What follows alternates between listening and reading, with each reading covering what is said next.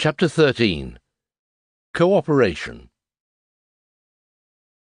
Capitalist production only then really begins, as we have already seen, when each individual capital employs simultaneously a comparatively large number of labourers, when consequently the labour process is carried on an extensive scale and yields relatively large quantities of products. A greater number of labourers working together at the same time in one place, or if you will, in the same field of labour, in order to produce the same sort of commodity under the mastership of one capitalist, constitutes both historically and logically the starting point of capitalist production. With regard to the mode of production itself, manufacture in its strict meaning is hardly to be distinguished in its earliest stages from the handicraft trades of the guilds, otherwise than by the greater number of workmen simultaneously employed by one and the same individual capital. The workshop of the medieval master handicraftsman is simply enlarged. At first, therefore, the difference is purely quantitative. We have shown that the surplus value produced by a given capital is equal to the surplus value produced by each workman multiplied by the number of workmen simultaneously employed. The number of workmen in itself does not affect either the rate of surplus value or the degree of exploitation of labour power. If a working day of 12 hours be embodied in 6 shillings, 1,200 such days will be embodied in 1,200 times 6 shillings. In one case, 12 times 1,200 working hours, and in the other 12 such hours, are incorporated in the product. In the production of a value, a number of workmen rank merely as so many individual workmen, and it therefore makes no difference in the value produced whether the 1,200 men work separately or united under the control of one capitalist. Nevertheless, within certain limits, a modification takes place. The labour realised in value is labour of an average social quality, is consequently the expenditure of average labour power. Any average magnitude, however, is merely the average of a number of separate magnitudes, all of one kind, but differing as to quantity. In every industry, each individual labourer, be he Peter or Paul, differs from the average labourer.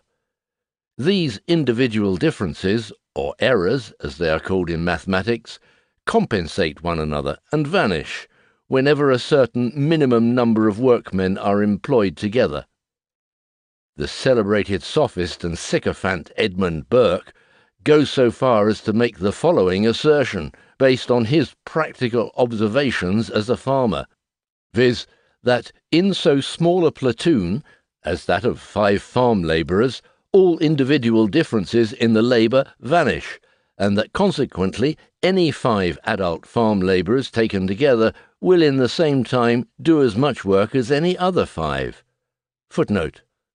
Unquestionably, there is a good deal of difference between the value of one man's labour and that of another, from strength, dexterity, and honest application, but I am quite sure, from my best observation, that any given 5 men will, in their total, afford a proportion of labour equal to any other 5 within the periods of life I have stated. That is, that among such 5 men there will be 1 possessing all the qualifications of a good workman, 1 bad, and the other 3 middling and approximating to the first and the last, so that in so small a platoon as that of even 5, you will find the full complement of all that 5 men can earn. E. Burke. Compare Kapital on the average individual. End of footnote. But however that may be, it is clear that the collective working day of a large number of workmen simultaneously employed, divided by the number of these workmen, gives 1 day of average social labour. For example, let the working day of each individual be 12 hours. Then the collective working day of 12 men simultaneously employed consists of 144 hours, and although the labour of each of the dozen men may deviate more or less from average social labour, each of them requiring a different time for the same operation, yet since the working day of each is 1/12 of the collective working day of 144 hours, it possesses the qualities of an average social working day. From the point of view, however, of the capitalist who employs these 12 men, the working day is that of the whole dozen. Each individual man's day is an aliquot part of the collective working day, no matter whether the 12 men assist one another in their work, or whether the connection between their operations consists merely in the fact that the men are all working for the same capitalist. But if the 12 men are employed in 6 pairs, by as many different small masters, it will be quite a matter of chance whether each of these masters produces the same value, and consequently whether he realizes the general rate of surplus value. Deviations would occur in individual cases. If one workman required considerably more time for the production of a commodity than is socially necessary, the duration of the necessary labour time would, in his case, sensibly deviate from the labour time socially necessary on an average, and consequently his labour would not count as average labour, nor his labour power as average labour power. It would either be not saleable at all, or only at something below the average value of labour power. A fixed minimum of efficiency in all labour is therefore assumed, and we shall see later on that capitalist production provides the means of fixing this minimum. Nevertheless, the minimum deviates from the average, although, on the other hand, the capitalist has to pay the average value of labour power. Of the 6 small masters, one would therefore squeeze out more than the average rate of surplus value, another less. The inequalities would be compensated for the society at large, but not for the individual masters. Thus the laws of the production of value are only fully realized for the individual producer when he produces as a capitalist, and employs a number of workmen together, whose labour, by its collective nature, is at once stamped as average social labour. Footnote. Professor Roche claims to have discovered that one needlewoman employed by Mrs. Roche during 2 days does more work than 2 needlewomen employed together during 1 day. The learned professor should not study the capitalist process of production in the nursery, nor under circumstances where the principal personage, the capitalist, is wanting. End of footnote. Even without an alteration in the system of working, the simultaneous employment of a large number of labourers effects a revolution in the material conditions of the labour process. The buildings in which they work, the storehouses for the raw material, the implements and utensils used simultaneously or in turns by the workmen, in short, a portion of the means of production are now consumed in common. On the one hand, the exchange value of these means of production is not increased, for the exchange value of a commodity is not raised by its use value being consumed more thoroughly and to greater advantage. On the other hand, they are used in common, and therefore on a larger scale than before. A room where 20 weavers work at 20 looms must be larger than the room of a single weaver with 2 assistants. But it costs less labour to build 1 workshop for 20 persons than to build 10 to accommodate 2 weavers each. Thus the value of the means of production that are concentrated for use in common on a large scale does not increase in direct proportion to the expansion and to the increased useful effect of those means. When consumed in common, they give up a smaller part of their value to each single product, partly because the total value they part with is spread over a greater quantity of products, and partly because their value, though absolutely greater, is having regard to their sphere of action in the process relatively less than the value of isolated means of production. Owing to this, the value of a part of the constant capital falls, and in proportion to the magnitude of the fall, the total value of the commodity also falls. The effect is the same as if the means of production had cost less. The economy in their application is entirely owing to their being consumed in common by a large number of workmen. Moreover, this character of being necessary conditions of social labour, a character that distinguishes them from the dispersed and relatively more costly means of production of isolated independent labourers or small masters, is acquired even when the numerous workmen assembled together do not assist one another, but merely work side by side. A portion of the instruments of labour acquires the social character before the labour process itself does so. Economy in the use of the means of production has to be considered under two aspects. First, as cheapening commodities, and thereby bringing about a fall in the value of labour power. Secondly, as altering the ratio of the surplus value to the total capital advanced, that is, to the sum of the values of the constant and variable capital. The latter aspect will not be considered until we come to the third book, to which, with the object of treating them in their proper connection, we also relegate many other points that relate to the present question. The march of our analysis compels this splitting up of the subject matter, a splitting up that is quite in keeping with the spirit of capitalist production. For since, in this mode of production, the workman finds the instruments of labour existing independently of him as another man's property, economy in their use appears, with regard to him, to be a distinct operation, one that does not concern him, and which, therefore, has no connection with the methods by which his own personal productiveness is increased. When numerous labourers work together side by side, whether in one and the same process, or in different but connected processes, they are said to cooperate, or to work in cooperation. Footnote: Concours de force, destut de traci. End of footnote.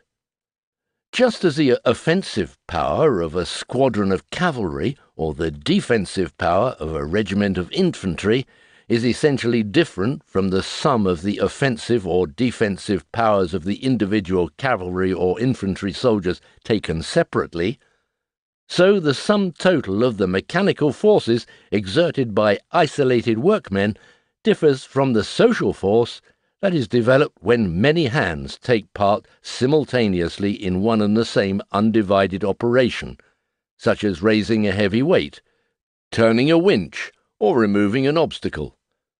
Footnote: There are numerous operations of so simple a kind as not to admit a division into parts, which cannot be performed without the cooperation of many pairs of hands.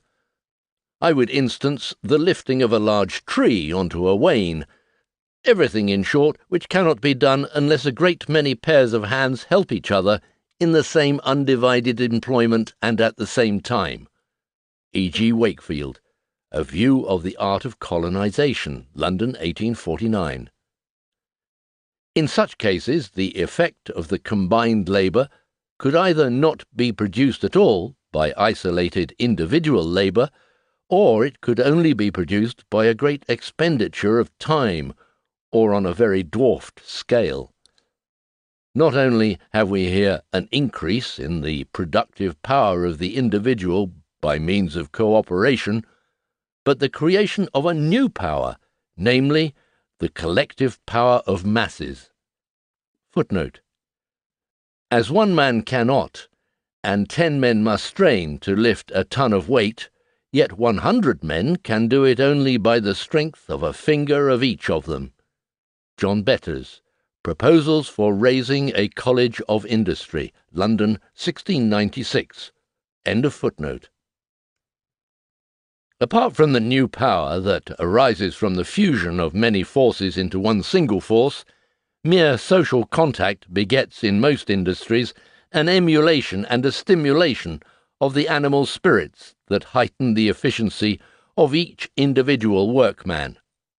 Hence it is that a dozen persons working together will, in their collective working day of 144 hours, produce far more than 12 isolated men each working 12 hours, or than one man who works 12 days in succession. Footnote. There is also, when the same number of men are employed by one farmer on 300 acres instead of by 10 farmers with 30 acres apiece, an advantage in the proportion of servants, which will not so easily be understood but by practical men. For it is natural to say, as 1 is to 4, so are 3 to 12. But this will not hold good in practice, for in harvest time, and many other operations which require that kind of dispatch by the throwing many hands together, the work is better and more expeditiously done. For instance, in harvest, 2 drivers, 2 loaders, 2 pitchers, 2 rakers, and the rest at the rick or in the barn, will dispatch double the work that the same number of hands would do if divided into different gangs on different farms. An inquiry into the connection between the present price of provisions and the size of farms, by a farmer. London, 1773. End of footnote. The reason of this is that man is, if not as Aristotle contends a political, at all events a social animal. Footnote. Strictly, Aristotle's definition is that man is by nature a town citizen. This is quite as characteristic of ancient classical society as Franklin's definition of man as a tool-making animal is characteristic of Yankeedom. End of footnote. Although a number of men may be occupied together at the same time on the same or the same kind of work, yet the labour of each, as a part of the collective labour, may correspond to a distinct phase of the labour process, through all whose phases, in consequence of cooperation, the subject of their labour passes with greater speed. For instance, if a dozen masons place themselves in a row so as to pass stones from the foot of a ladder to its summit, each of them does the same thing. Nevertheless, their separate acts form connected parts of one total operation. They are particular phases, which must be gone through by each stone, and the stones are thus carried up quicker by the 24 hands of the row of men than they could be if each man went separately up and down the ladder with his burden. Footnote.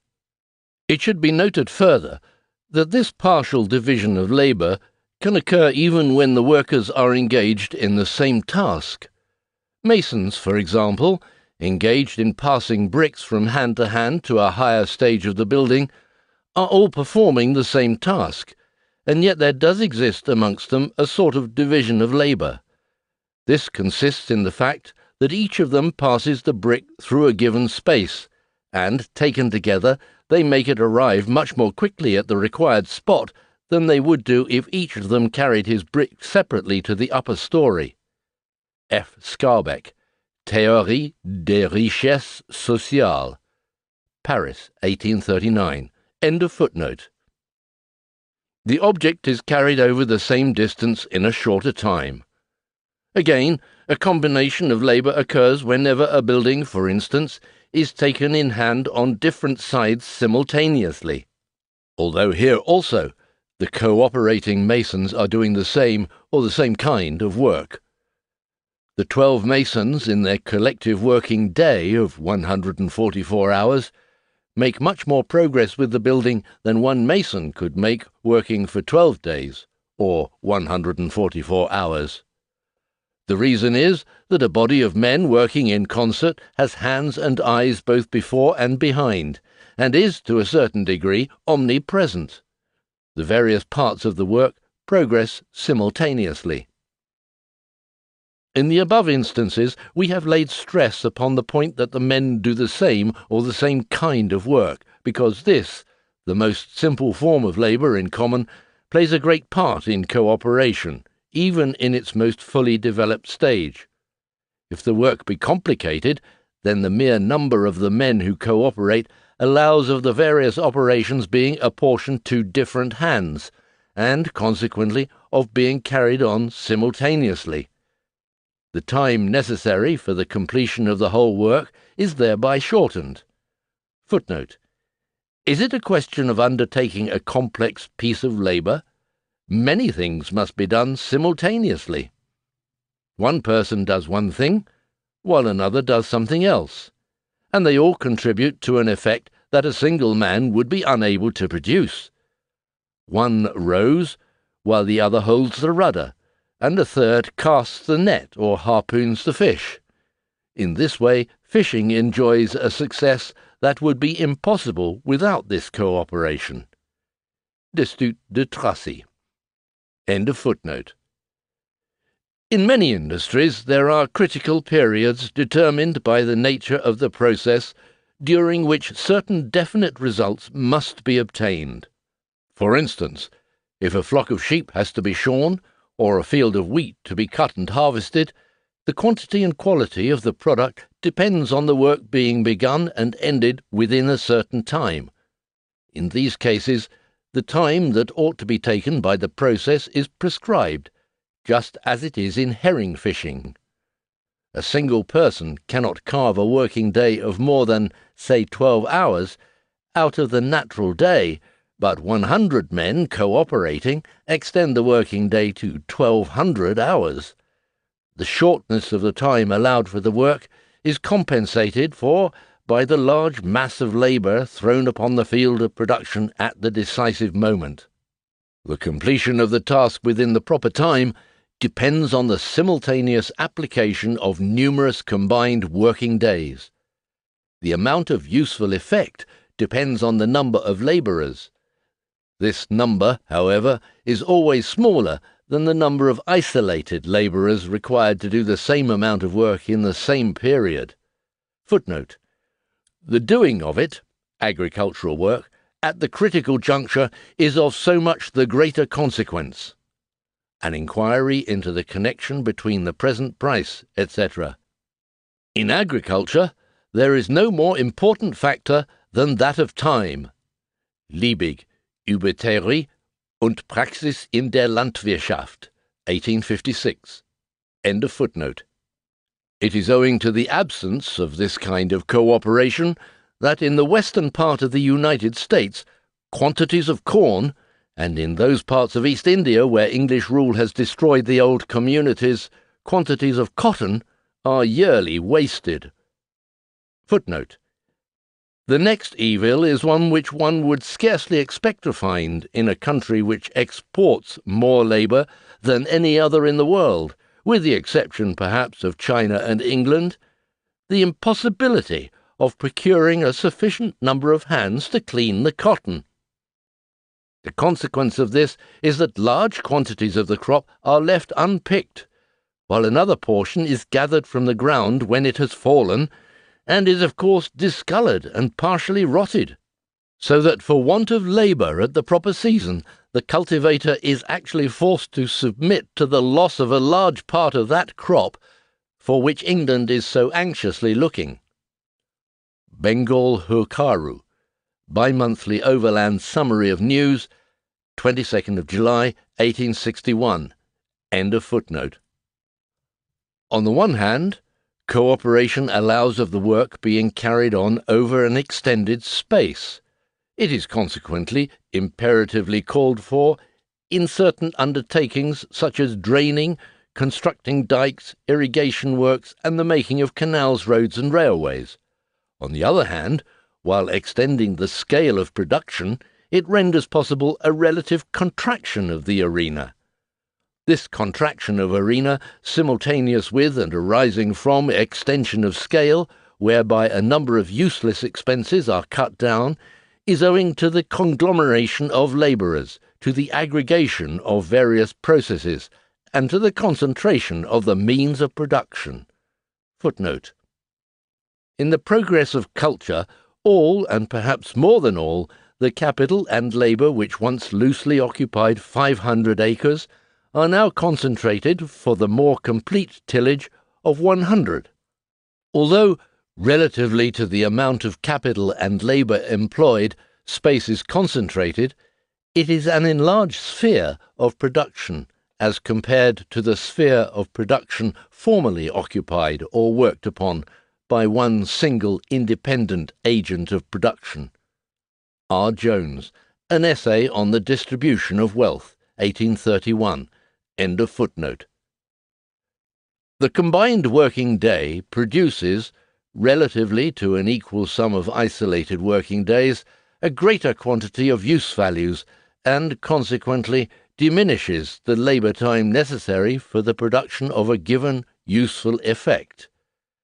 Whether the combined working day, in a given case, acquires this increased productive power because it heightens the mechanical force of labour, or extends its sphere of action over a greater space, or contracts the field of production relatively to the scale of production, or at the critical moment sets large masses of labour to work, or excites emulation between individuals and raises their animal spirits, or impresses on the similar operations carried on by a number of men the stamp of continuity and many-sidedness, or performs simultaneously different operations, or economizes the means of production by use in common, or lends to individual labour the character of average social labour, whichever of these be the cause of the increase, the special productive power of the combined working day is, under all circumstances, the social productive power of labour,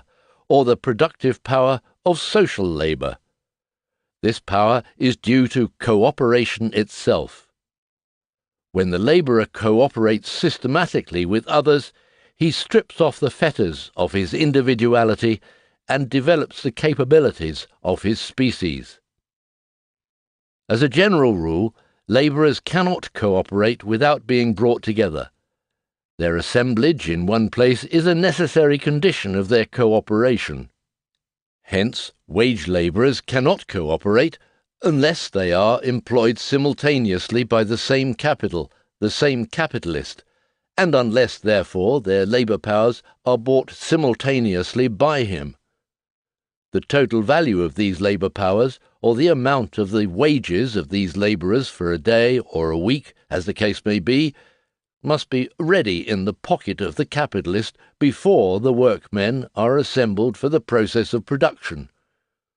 The payment of 300 workmen at once, though only for one day, requires a greater outlay of capital than does the payment of a smaller number of men week by week during a whole year. Hence, the number of the labourers that cooperate, or the scale of cooperation, depends in the first instance on the amount of capital that the individual capitalist can spare for the purchase of labour power. In other words, on the extent to which a single capitalist has command over the means of subsistence of a number of labourers. And as with the variable, so it is with the constant capital. For example, the outlay on raw material is 30 times as great for the capitalist who employs 300 men as it is for each of the 30 capitalists who employ 10 men. The value and quantity of the instruments of labour used in common do not, it is true, increase at the same rate as the number of workmen, but they do increase very considerably. Hence, concentration of large masses of the means of production in the hands of individual capitalists is a material condition for the cooperation of wage labourers, and the extent of the cooperation or the scale of production depends on the extent of this concentration. We heard in a former chapter that a certain minimum amount of capital was necessary in order that the number of labourers simultaneously employed, and consequently the amount of surplus value produced, might suffice to liberate the employer himself from manual labour, to convert him from a small master into a capitalist, and thus formally to establish capitalist production. We now see that a certain minimum amount is a necessary condition for the conversion of numerous isolated and independent processes into one combined social process. We also saw that at first the subjection of labour to capital was only a formal result of the fact that the labourer, instead of working for himself, works for, and consequently under, the capitalist. By the cooperation of numerous wage labourers, the sway of capital develops into a requisite for carrying on the labour process itself, into a real requisite of production. That a capitalist should command on the field of production is now as indispensable as that a general should command on the field of battle. All combined labour on a large scale requires, more or less, a directing authority in order to secure the harmonious working of the individual activities, and to perform the general functions that have their origin in the action of the combined organism, as distinguished from the action of its separate organs. A single violin player is his own conductor. An orchestra requires a separate one. The work of directing, superintending, and adjusting becomes one of the functions of capital, from the moment that the labour under the control of capital becomes cooperative. Once a function of capital, it acquires special characteristics. The directing motive, the end and aim of capitalist production, is to extract the greatest possible amount of surplus value. Footnote. Profits is the sole end of trade. J. Vanderlint. End of footnote. And consequently, to exploit labour power to the greatest possible extent.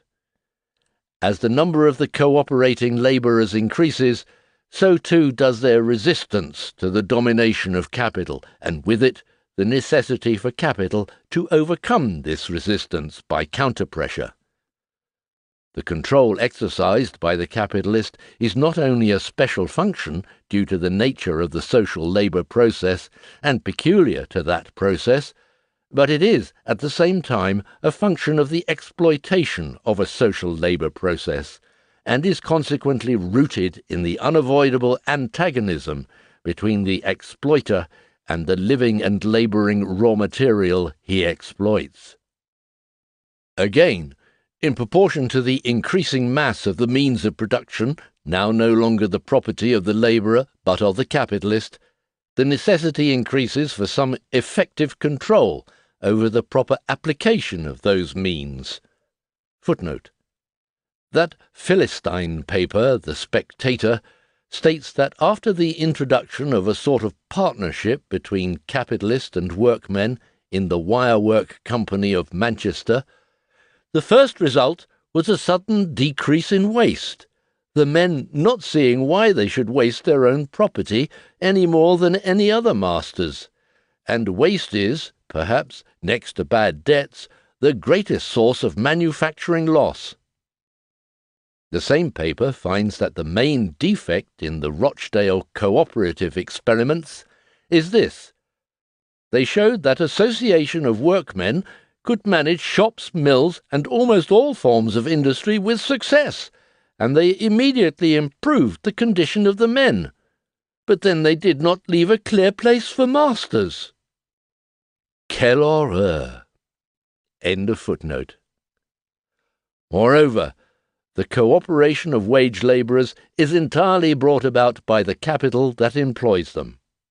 Their union into one single productive body and the establishment of a connection between their individual functions are matters foreign and external to them, are not their own act, but the act of the capital that brings and keeps them together. Hence the connection existing between their various labours appears to them, ideally in the shape of a preconceived plan of the capitalist, and practically in the shape of the authority of the same capitalist, in the shape of the powerful will of another, who subjects their activity to his aims. If, then, the control of the capitalist is in substance twofold, by reason of the twofold nature of the process of production itself, which on the one hand is a social process for producing use values, on the other a process for creating surplus value, in form, that control is despotic.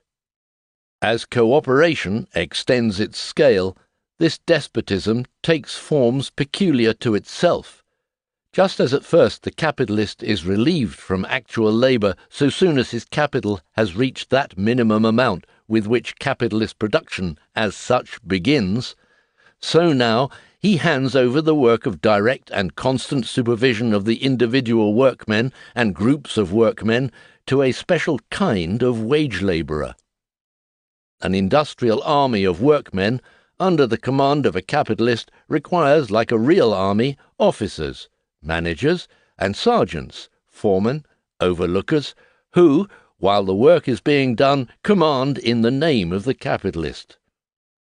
The work of supervision becomes their established and exclusive function. When comparing the mode of production of isolated peasants and artisans with production by slave labour, the political economist counts this labour of superintendence among the faux frais of production. Footnote.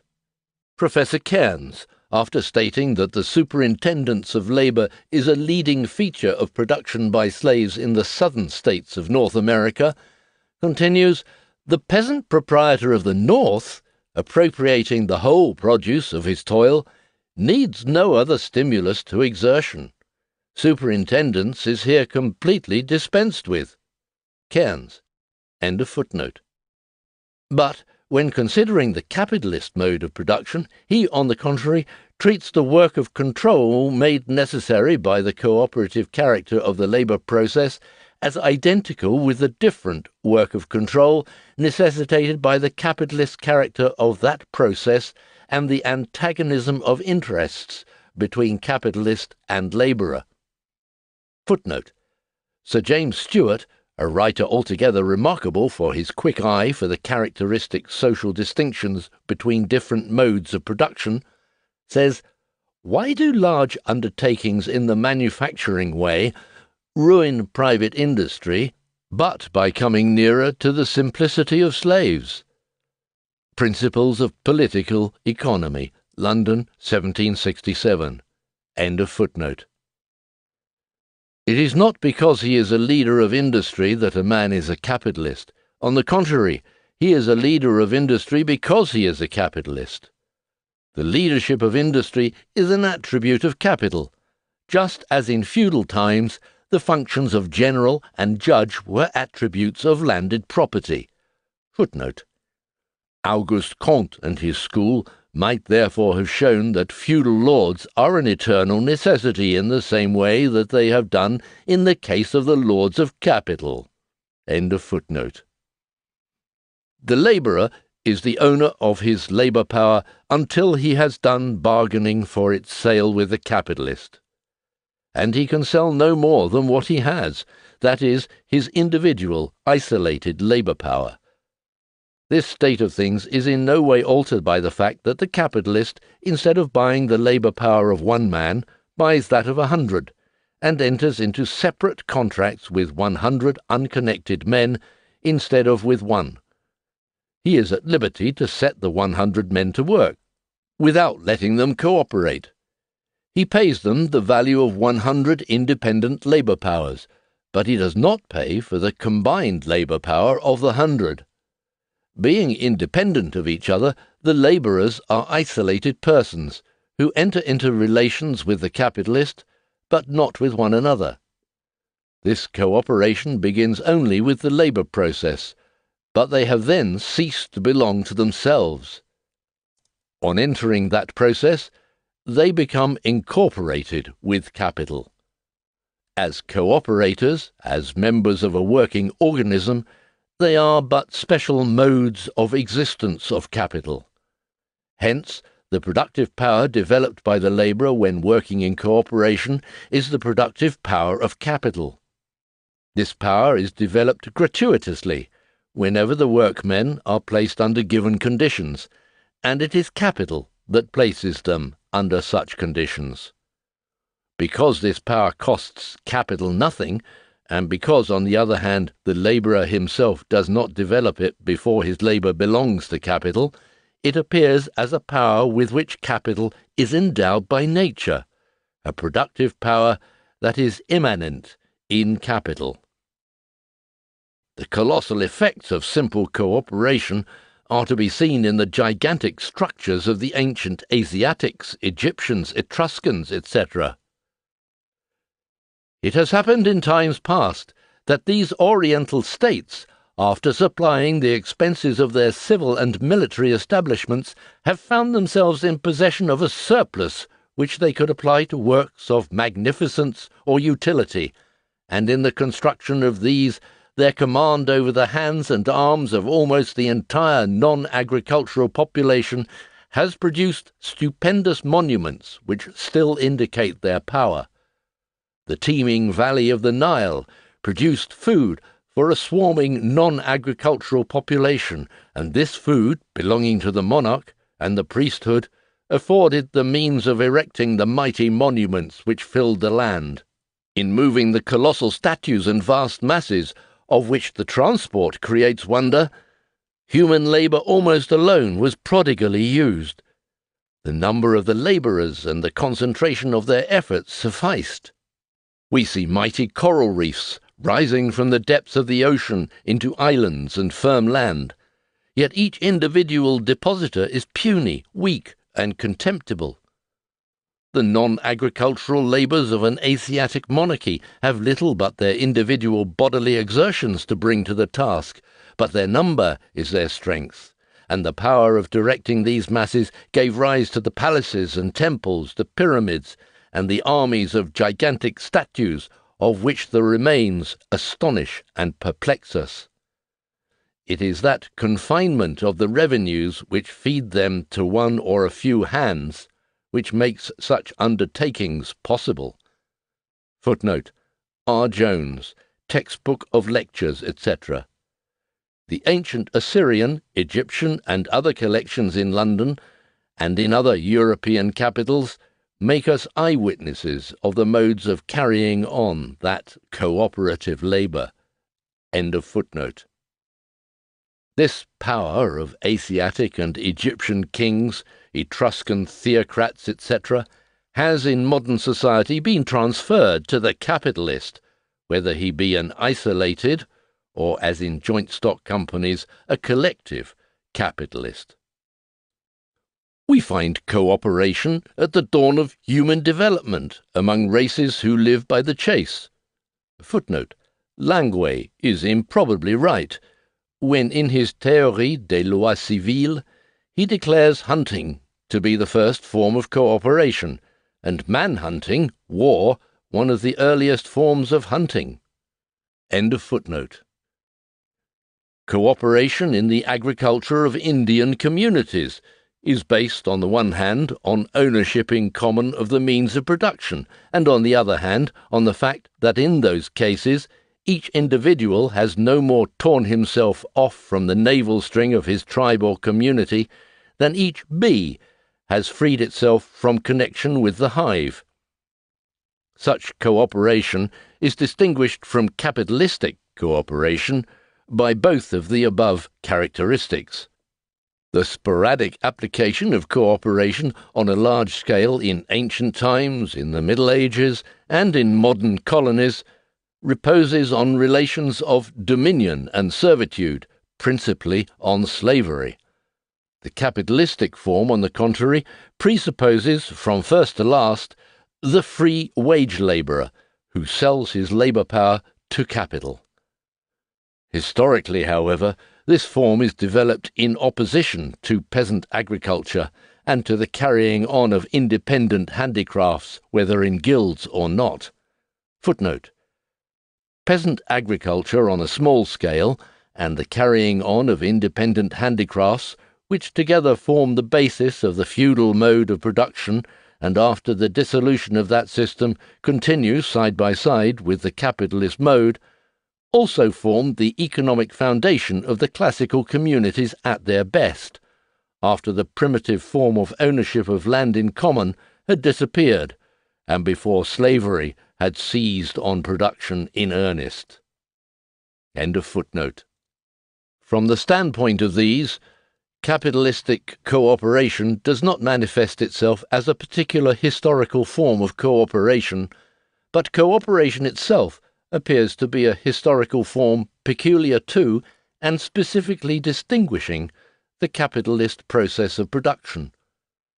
Just as the social productive power of labour that is developed by cooperation appears to be the productive power of capital, so cooperation itself, contrasted with the process of production carried on by isolated independent labourers or even by small employers, appears to be a specific form of the capitalist process of production.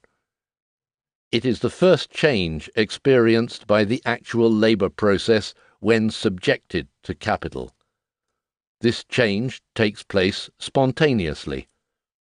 The simultaneous employment of a large number of wage labourers in one and the same process, which is a necessary condition of this change, also forms the starting point of capitalist production. This point coincides with the birth of capital itself. If then, on the one hand, the capitalist mode of production presents itself to us historically as a necessary condition to the transformation of the labour process into a social process, so, on the other hand, this social form of the labour process presents itself as a method employed by a capital for the more profitable exploitation of labour by increasing that labour's productiveness.